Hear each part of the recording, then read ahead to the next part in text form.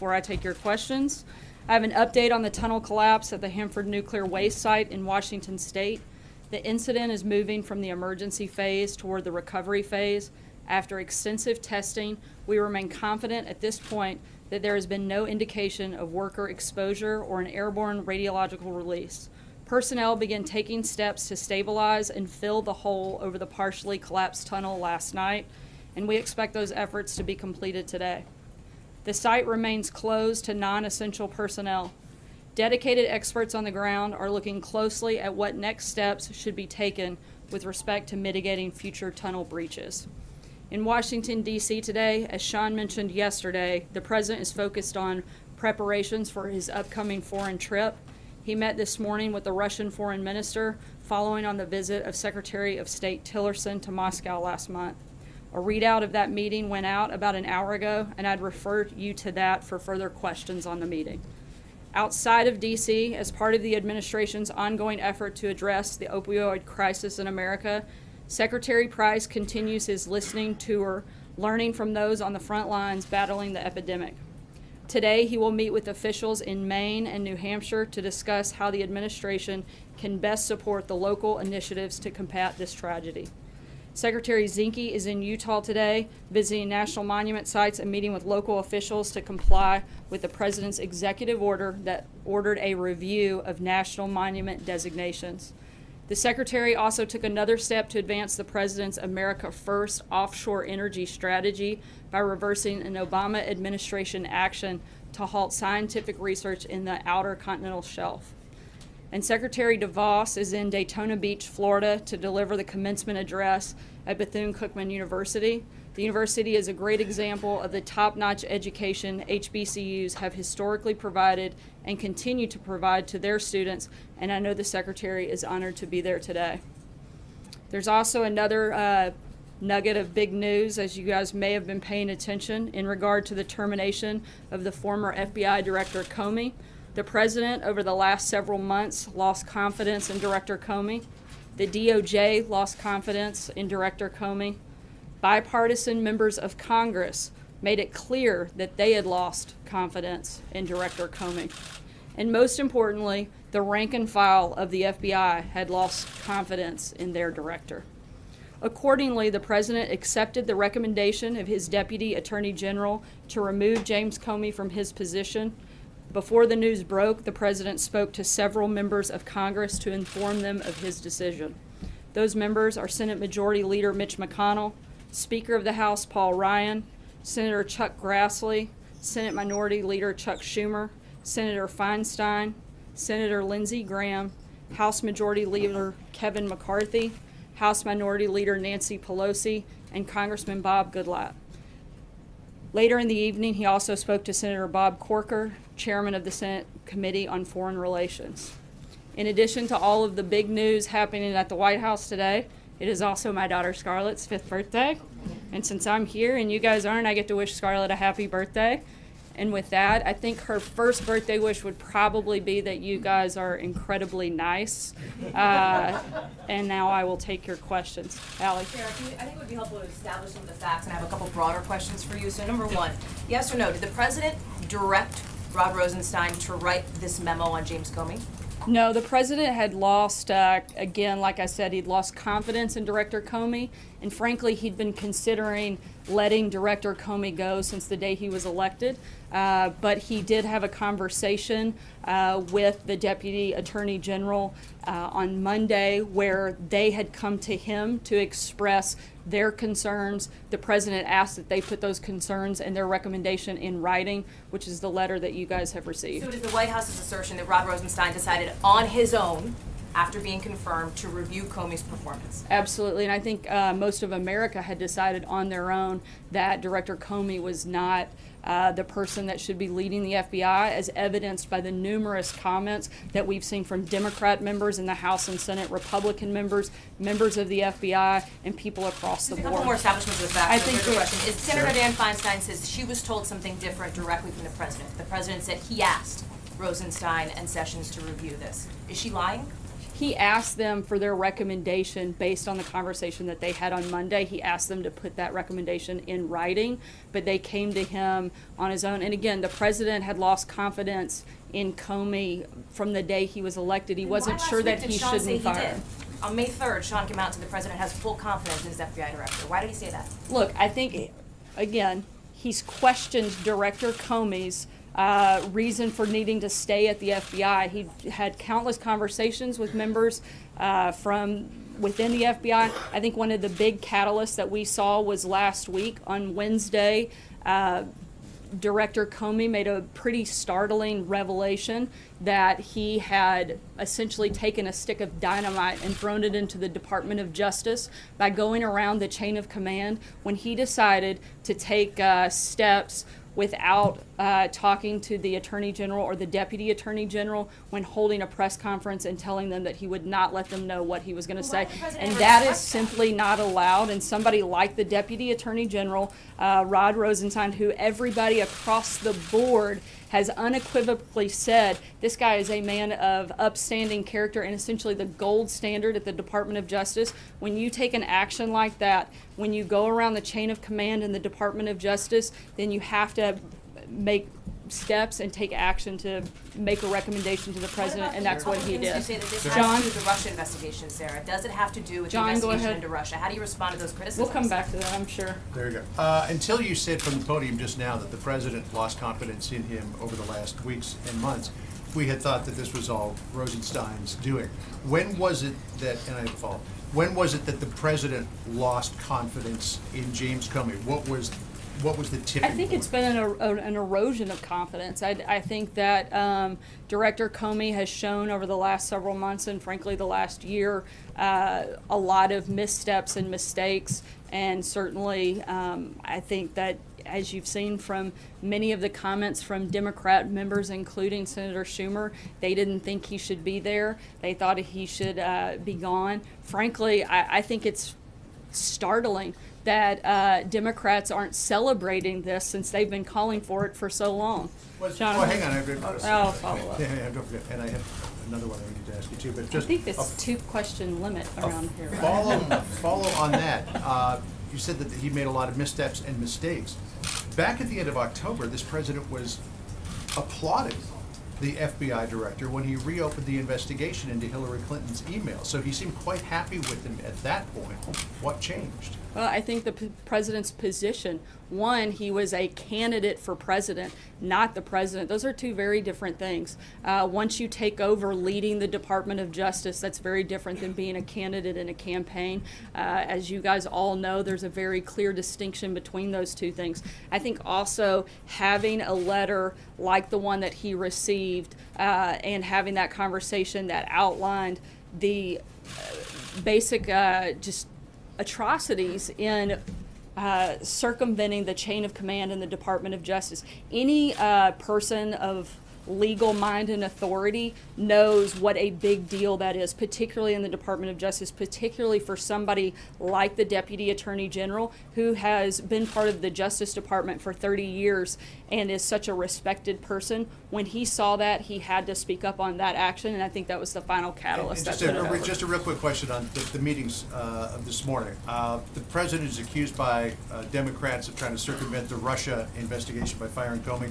He meets with the Russian foreign minister and the Russian ambassador to the United States. He's accused of being Nixonian. He meets with Richard Nixon's Secretary of State.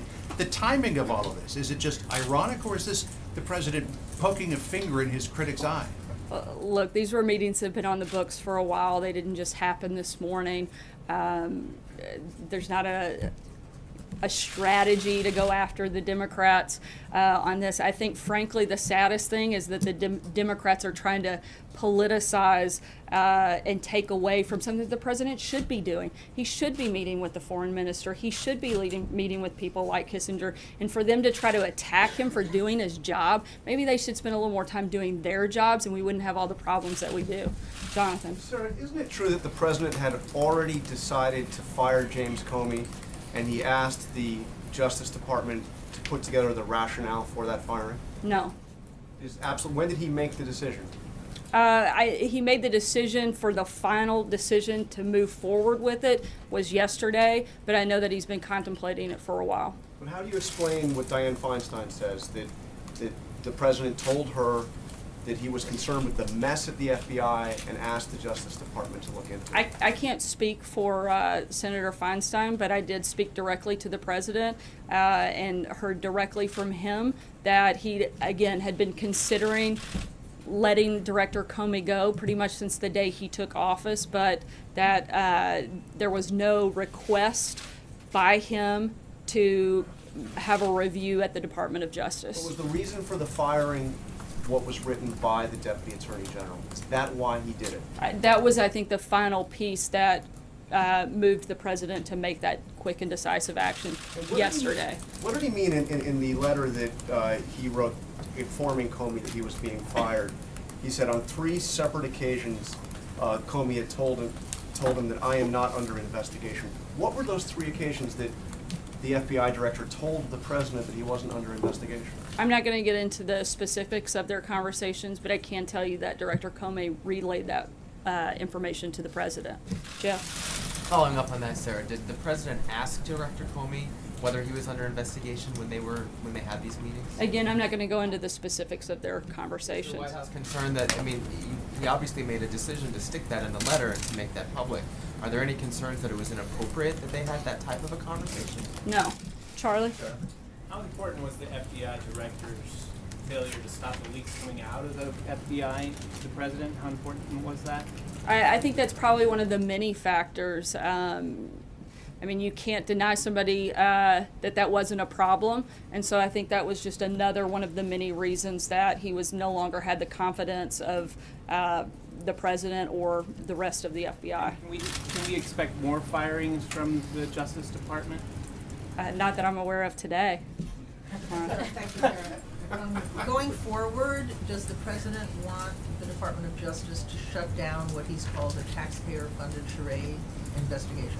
He wants them to continue with whatever they see appropriate and see fit, just the same as he's encouraged the House and Senate committees to continue any ongoing investigations. Look, the bottom line is any investigation that was happening on Monday is still happening today. That hasn't changed. And in fact, we encourage them to complete this investigation so we can put it behind us and we can continue to see exactly what we've been saying for nearly a year. There's no evidence of collusion between the Trump campaign and Russia. And we'd love for that to be completed so that we can all move on and focus on the things that, frankly, I think most of Americans are concerned with. Even if they keep on wasting taxpayer money, he wants it to continue? Look, nobody wants to waste taxpayer money. I think the president has made a priority of this. That's another reason we'd love for it to come to completion. But at the same time, I know that you all will not let this go until it does, and so we'd love for that to be completed. Let's put it behind us, let's move on, and let's focus on what we need to do to turn our country around. Sarah, 2 questions.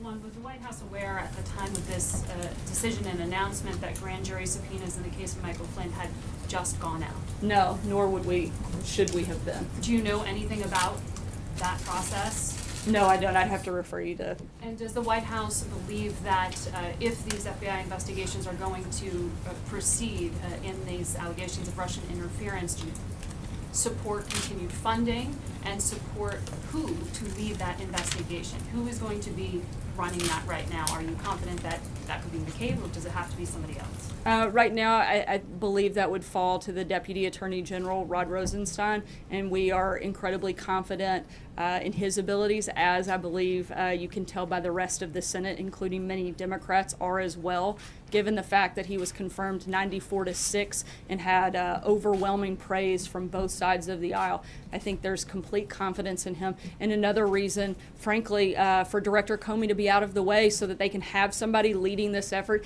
that everybody across the board has respect and confidence in. Nobody wants this to be finished and completed more than us so that we can focus on what we need to do here. Sarah, Yeah. the president said, or excuse me, Sean Spicer said just a week ago today, the president has confidence in the director. So again, I'm sorry if I'm not understanding this, but what has happened in the last 7 days to shake the confidence? Was Sean lying at that point, or did something happen in the last 7 days? Of course, you'd love to add that in, but certainly not. I think one of the big things that took place was the process in the hearing on Wednesday, where again, not to sound like a broken record, but since you guys keep asking the same questions, I guess it's only fair that I keep giving the same answers. But you have somebody, the director of the FBI, who reports to the Deputy Attorney General, going around the chain of command. That's simply not okay. That's not something that is allowed in the justice system, nor should it be. That's a huge problem. That, along with the corrections that had to take place over the last, I believe, 48 hours, those are all big problems. And another, I think, kind of final piece that pushed the president to make the decision that he So did. does he regret not doing it earlier, like on January 20th or January 21st? No, I believe the president wanted to give Director Comey a chance, but he feels that he made the right decision, certainly. Why did he do it as he did, if I could ask? Why did he have one of his longtime security advisors hand deliver a letter to the FBI when the FBI director was in fact in Los Angeles? Didn't he deserve a phone call or a face-to-face conversation? Why did he decide to do it like He that? followed the proper protocol in that process, which is a handwritten notification. And at the same time, no matter how you fire someone, it's never an easy process. And he felt like following protocol was the best thing to do. Does he plan to speak to him? I'm not aware of that conversation.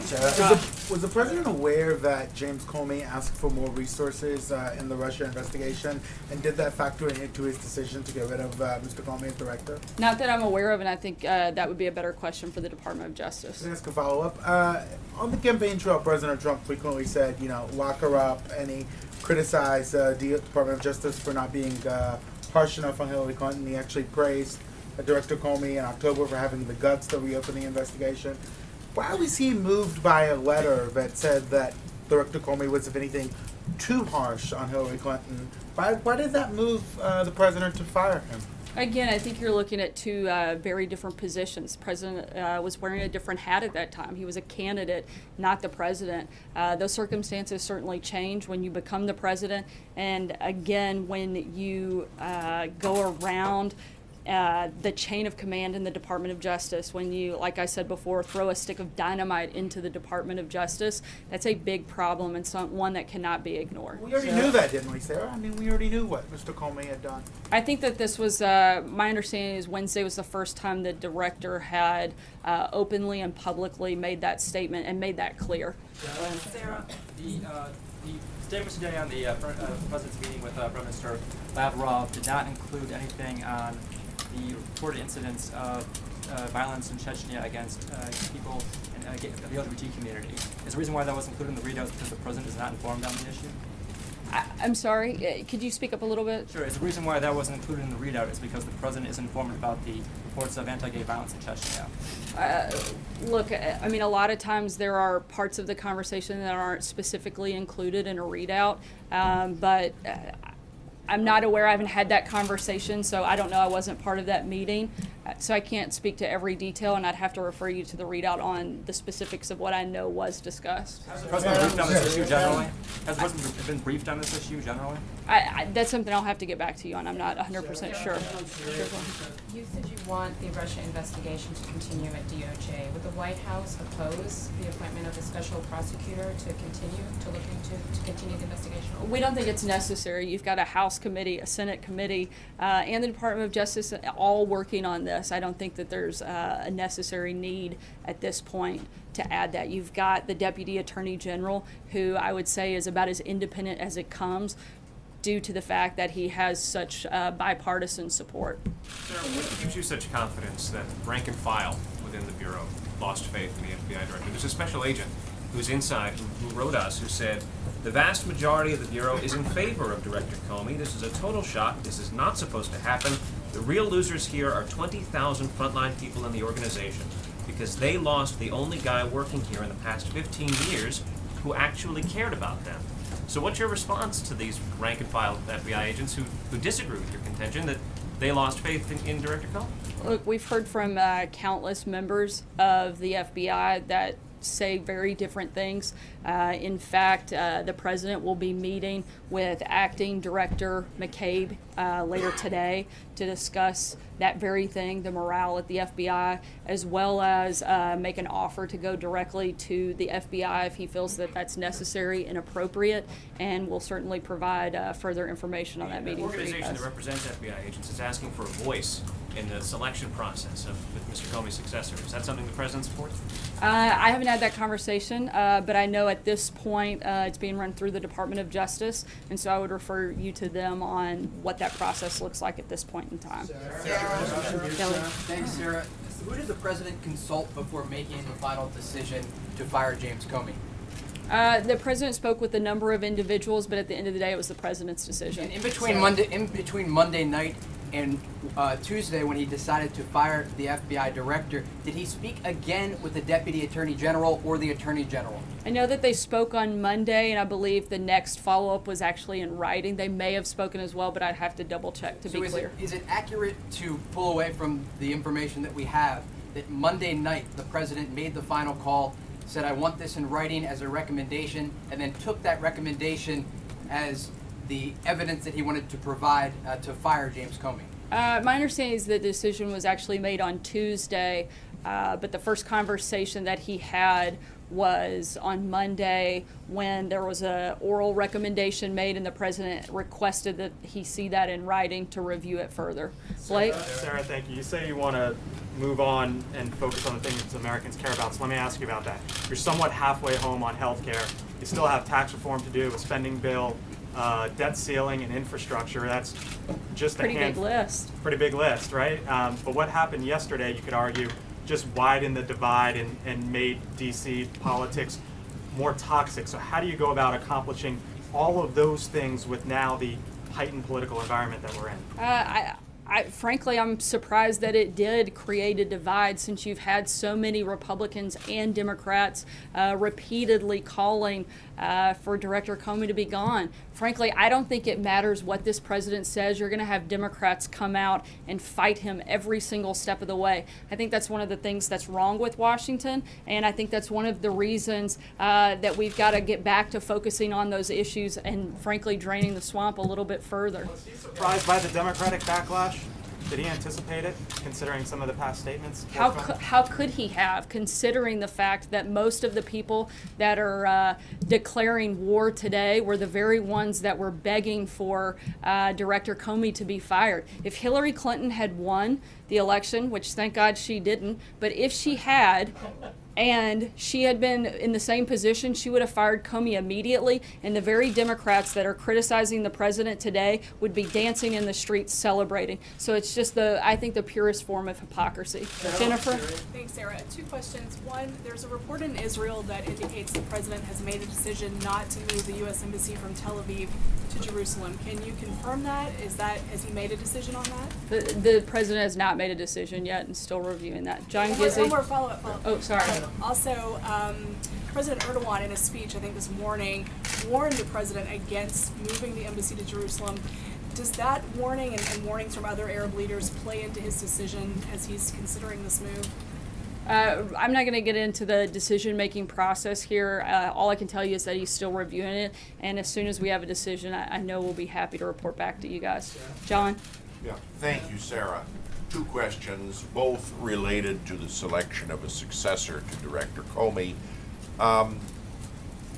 When President Carter chose an FBI director, he had a blue ribbon panel advising him.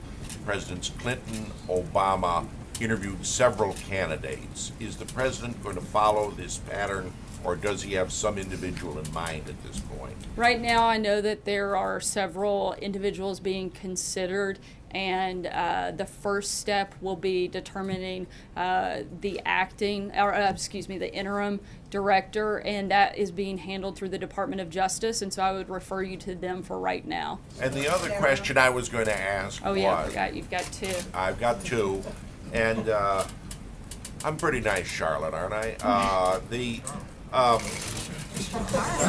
Scarlet, but that's okay. That's okay. He doesn't get a question anymore. He's not. Yeah, it's a southern thing, maybe. Her daughter. Who's had a birthday. But Just want to make sure we got that in again. Happy birthday, Scarlett. Scarlett. Gone with the Wind. Come on, John. No, I was going to say it is a fact that the Association of Former FBI Agents and Veterans of the Bureau generally prefer people who have been agents themselves or have a background in the FBI. Only 2 former agents have been director in the last 4 decades. Will the president consider current or former agents for the position? I would say that he's not ruling anything out at this point, but again, as of today, the Department of Justice is handling the first step in this process. Nora? Should the Attorney General, who has recused himself from the Russia investigation, have any role in the selection of a successor? And given the fact that in his 100-day interviews, the president himself said he had confidence in Director Comey, at this podium, the American people were told he had confidence in Director Comey. Can people take at face value what the president says about personnel issues like this, or his views on things, if just 2 weeks later he's out? Absolutely, you can take full confidence in the words of the president. In terms of whether or not Attorney General Sessions should have a role, look, the FBI is doing a whole lot more than the Russia investigation. I know everybody in this room and probably most of the media around the world would like to think that's the FBI's sole responsibility, but that's probably one of the smallest things that they've got going on their plate in the 20,000 employees that work there, and so he should absolutely have a role in seeing who runs that agency and that department. Zeke? Hi, Sarah. Does the president have confidence in the acting director? Yes, he does. Okay. And secondly, you mentioned earlier that you're encouraging the FBI to move on from the Russia investigation. Is it appropriate for the White House to be directing the FBI what to do with any investigation they're currently investigating? I don't think that that was the nature or the intent of my comment. Wasn't to direct the FBI, but I think it's simply we're fully compliant with helping this process move along. We'd like to see it completed so that, frankly, all of us can move on and focus on things that Blake listed earlier, like tax reform, like healthcare, like infrastructure. Those are big programs, big priorities for this administration, and frankly, what we'd like to be the #1 thing that we're talking about here today, every single day, is not FBI investigations, but things that frankly affect American voters and American taxpayers every single day. Sarah?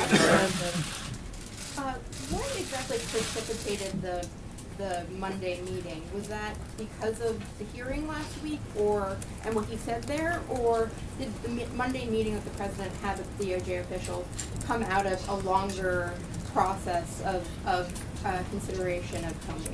The Department of Justice officials were here for other business, not specifically to meet with the president on that. The topic came up, and they asked to speak with the president, and that's how it moved forward. Previously talked to Attorney General Sessions or Deputy Attorney Rosenstein about the possibility of going this way with Comey? Not that I'm aware of, no. Did it come up in the confirmation? Sarah? I'm sorry? Did it come up in the discussion process before the confirmation, when the president was considering nominating